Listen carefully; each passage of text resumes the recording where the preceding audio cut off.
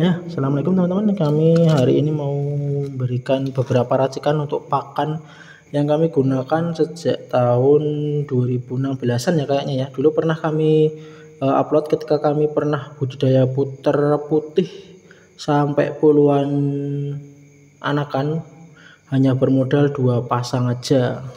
Nah ini ya, langsung saja ini kita akan bahas tentang kelebihan, kekurangan, dan manfaat masing-masing ini. Kemudian yang kedua, kami akan bahas 3 macam racikan yang kami gunakan untuk anakan sampai remaja. Kemudian untuk yang mau meloloh, yang mau bertelur, persiapan bertelur.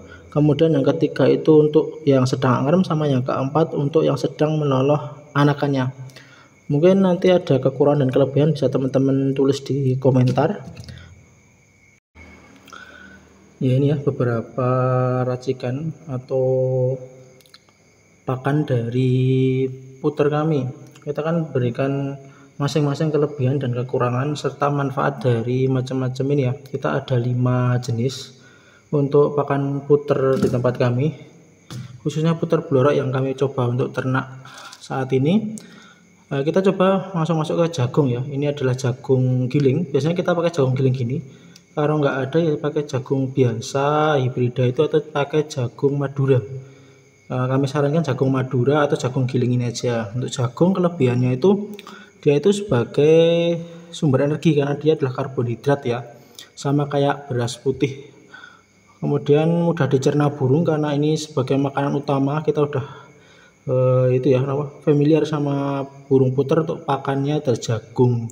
Kemudian harganya ini, kalau jagung ini biasanya relatif murah ya, antara di tempat kami itu sekilonya antara 4.000 sampai 6.000 tergantung dari mana belinya, bisa juga sampai ke 8.000 kalau di toko-toko retail.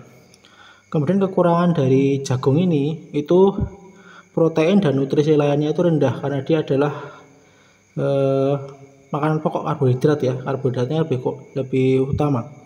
Kemudian kalau kebanyakan jagung itu burung bisa menyebabkan kegemukan, apalagi kalau kandangnya itu enggak gede ya, kecil kandangnya itu, jadi harus dioplos dengan pakan yang lain. Tapi kalau biasanya kalau adanya jagung biasanya dikasih jagung aja tanpa oplosan, tapi kalau di tempat kami dioplos dengan minimal 5 jenis ini ya.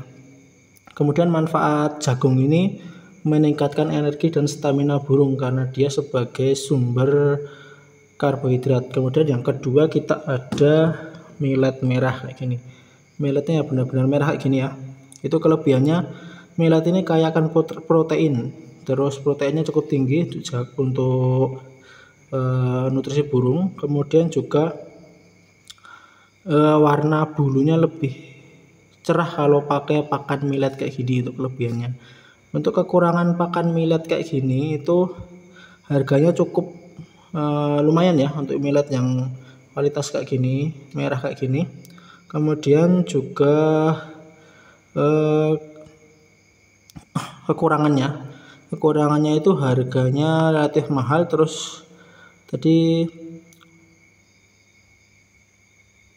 kalau berlebihan itu perutnya bisa kembung ya kayak gini ya, kalau dimakan berlebihan kayak gini untuk millet merahnya. Kemudian manfaatnya untuk kesehatan burung dan kekuatan burung lebih baik untuk millet kayak gini. Tapi biasanya untuk burung puter kami, millet kayak gini dimakan terakhir karena kecil-kecil ya. Kemudian selanjutnya dari 5 ini kita ada kacang hijau juga. Untuk kacang hijau ini kelebihannya dia itu juga mirip kayak millet, proteinnya cukup tinggi, nutrisi lain juga cukup tinggi. Kemudian juga untuk meningkatkan kesehatan kekuatan burung. Kemudian sama kayak millet, warnanya burung lebih baik ya, untuk bulu-bulunya lebih cerah. Kemudian juga untuk reproduksinya lebih baik. Untuk kacang hijau ini udah umum ya dipakai para teman-teman peternak. Kemudian kekurangannya, kacang hijau ini biasanya harganya relatif mahal. Kami ini dapat dari toko sembako, jadi harga untuk pakan manusia ya. Kemudian bisa nyebabin kembung juga kalau dikonsumsi berlebih. Biasanya kami itu maksimal 10% untuk pemberian ke burung, biasanya rata-rata 5%an, cuma 5% untuk racikan dari 5 ini. Kemudian manfaatnya untuk meningkatkan kesehatan dan kekuatan dari burung yang kita pelihara ya. Gitu. Ini untuk yang selanjutnya, yang keempat, kita pakai juga beras merah kayak gini. Untuk beras merah sendiri, kelebihannya itu dia itu kaya akan antioksidan, jadi burung itu lebih sehat. Kemudian juga nutrisi-nutrisinya lengkap untuk beras merah kayak gini. Kemudian juga warna bulu lebih cerah ya, seperti kayak millet merah, beras merah ini sama. Kemudian untuk kekurangannya, harganya itu relatif lebih mahal daripada beras putih. Untuk beras merah biasanya kami pakai cuma sekitar 10-20% aja ya. Biasanya malah cuma 5% kadang untuk racikannya. Kemudian untuk kekurangannya tadi harganya. Kemudian kalau kebanyakan sama, perutnya bikin kembung burung. Jadi kita oplos dari 5 ini supaya lebih variasi untuk makanannya. Kemudian manfaatnya sama untuk kesehatan juga. Kemudian racikan yang kelima itu ada beras putih kayak gini. Biasanya kita konsumsi, tapi kita cari yang harganya paling murah. Ada juga yang lebih murah dari beras putih ini, biasanya beras pakan. Itu sekilo cuma 10.000. Kalau beras yang masih bagus kayak gini, untuk kualitas yang kuning-kuning kayak gini, biasanya 15.000 sampai 13.000. Harganya selisih. Kalau yang 9.000 sampai 10.000 itu udah bener-bener coklat banget. Untuk kelebihannya, ini mudah dicerna burung karena ini ya kecil-kecil kayak gini ya.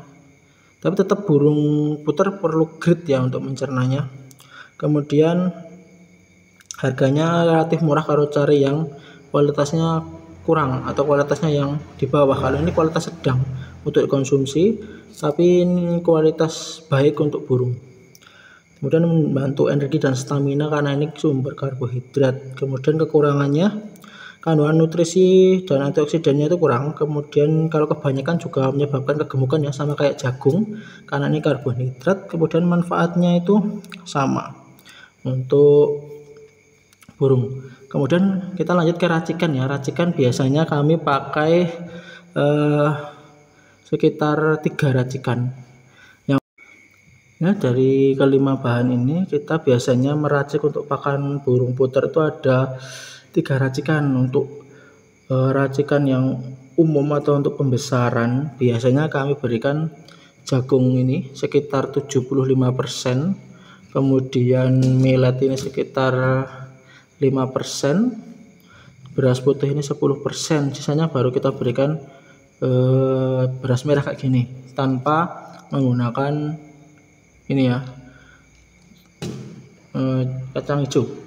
Kemudian racikan yang kedua biasanya, racikan yang pertama tadi untuk anakan sampai remaja, dibanyakin jagungnya 75% boleh, 80 atau 85% boleh, sisanya tinggal ini dibagi aja nanti kayak gitu.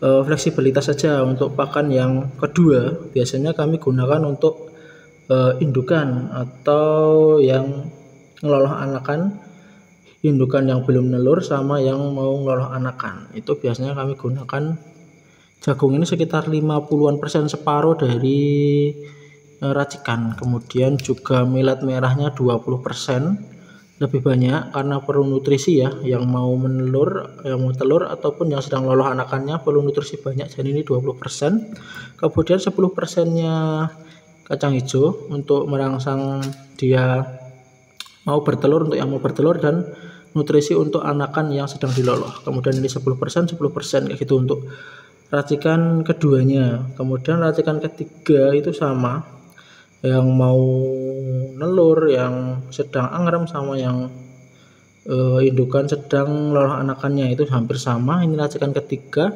Beras jagungnya itu sekitar 40% aja, nggak lebih dari separuh. Kemudian milletnya ini dibikin banyak.